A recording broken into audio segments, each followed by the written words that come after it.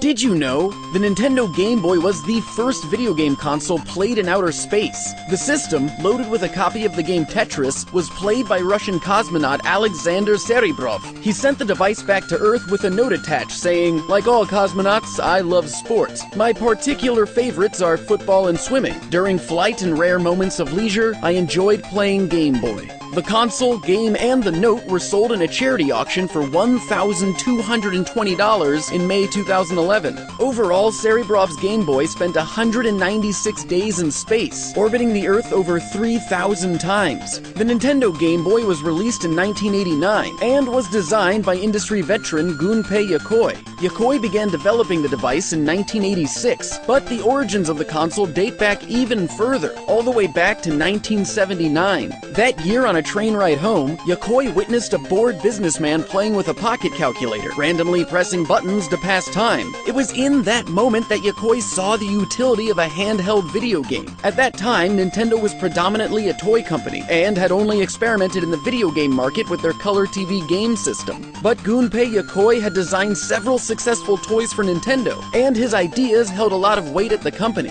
In 1980, Nintendo released Ball, the first title in Yokoi's Game & Watch series, and Nintendo's very first handheld video game. It used a custom-printed LCD screen designed to show predefined characters and objects. Predefined art circumvented the need for dynamic displays using pixels. This saved on the amount of processing power the game needed and allowed for the handheld to be made using inexpensive components. Other handheld electronic games from that era were mostly card games or sports games, so the Game & Watch series was viewed as a creative new approach with broader appeal. Over the course of 11 years, 59 different Game & Watch titles were produced, selling over 43 million units worldwide. The multi-screen series of Game & Watch games even inspired the creation of the Nintendo DS. The 1982 port of Donkey Kong for Game & Watch was the first video game to feature the cross-shaped directional pad, or D-pad control scheme. The D-pad earned a Technology and Engineering Emmy Award, and was later patented by Nintendo. The Game Boy was called the DMG, or dot matrix game in development circles.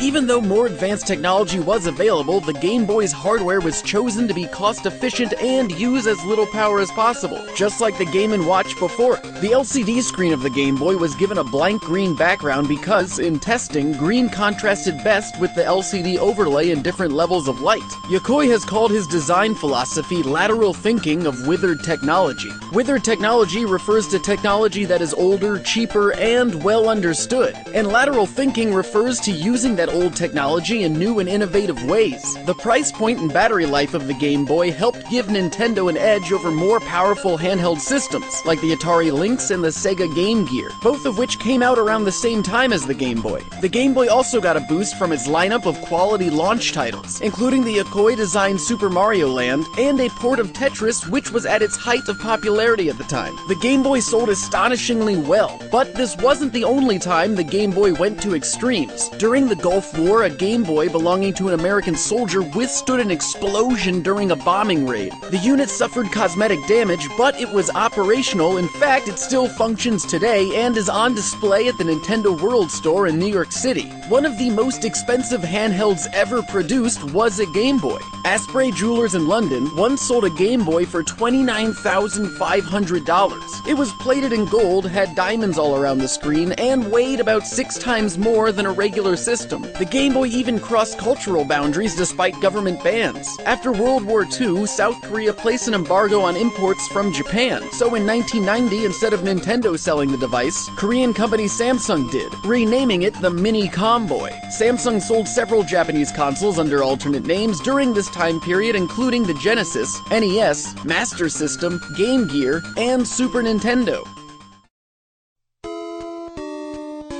In 1998, Nintendo released the Game Boy Camera and Game Boy Printer. The Game Boy Camera held the world record of being the smallest digital camera of its time. The camera wasn't just a novelty either. Singer-songwriter Neil Young released the album Silver and Gold in the year 2000. The album's cover photo was taken with the Game Boy Camera. The Game Boy Camera also had a few Easter eggs. If the player presses B during the credits sequence, a short video of Shigeru Miyamoto dancing will play. Nintendo also sold a special Zelda edition of of the Game Boy camera through the Nintendo Power magazine. The cartridge was gold, and many of the graphics and clip art from the original were replaced with Zelda graphics. Another special edition of the Game Boy camera was never released. It was based around characters and images from the Japanese magazine Koro Koro Comics. Even though it was never released, much of the unique content from this version still exists in the ROM of the original Japanese Game Boy camera. Another Game Boy accessory was the Super Game Boy. Super Game Boy was an adapter for the Super Nintendo to play Game Boy games on the TV. What's interesting about the Super Game Boy is that the Super Nintendo did not have the ability to emulate Game Boy games. Instead, the cartridge itself contained most of the same hardware that was in an actual Game Boy, minus the screen and buttons. Perhaps the most unique system to come out of the Game Boy line was the infamous Virtual Boy. The Virtual Boy was one of the last products developed by Gunpei Yokoi, and had a 3D stereoscopic display that was comprised of arrays of red lines. These lines rapidly scanned across the field of vision using curved mirrors that moved back and forth. The system used red lines because blue and green LEDs were expensive and unreliable. The Virtual Boy had several prototypes. An early Virtual Boy model used a headset that was worn on the user's face as goggles. Another prototype shown at the 1994 Consumer Electronics Show featured a purple controller with multicolored buttons, reminiscent of a GameCube controller. The final design for the system was released in 1995 in Japan and North America, where it soon became an utter commercial failure. It was uncomfortable to play, and it caused some users to experience headaches and nausea. Nintendo had announced that over 100 games were in development for the system. At the end of the system's life, only 22 games had actually been released. Rumors emerged that Gunpei Yokoi was forced to leave Nintendo after being ostracized by the company for the failure of the system. These rumors were refuted in a publication called Yokoi Gunpei's House of Gaming. It was explained that Yokoi had been planning to leave Nintendo for a long time to start a company of his own. The Virtual Boy was intended as a parting gift before he left. It was an unlucky coincidence that the system was ill-fated. If he had gone ahead with his retirement at the time he planned, it would have looked like a public admission of defeat. So he actually stayed longer than he wanted at Nintendo, and he created the Game Boy Pocket as a concession. Yokoi soon retired and started his own company, Koto Laboratory, where he continued to consult with Nintendo. His last project was a Japan-only handheld system for Bandai called the Wonder Swan. Tragically, Gunpei Yokoi was struck and killed in a car accident in 1997 before the Wonder Swan was released. In 2003, Yokoi received a Lifetime Achievement Award by the International Game Developer Association for his countless contributions to the industry. The award was accepted by Yokoi's family on his behalf.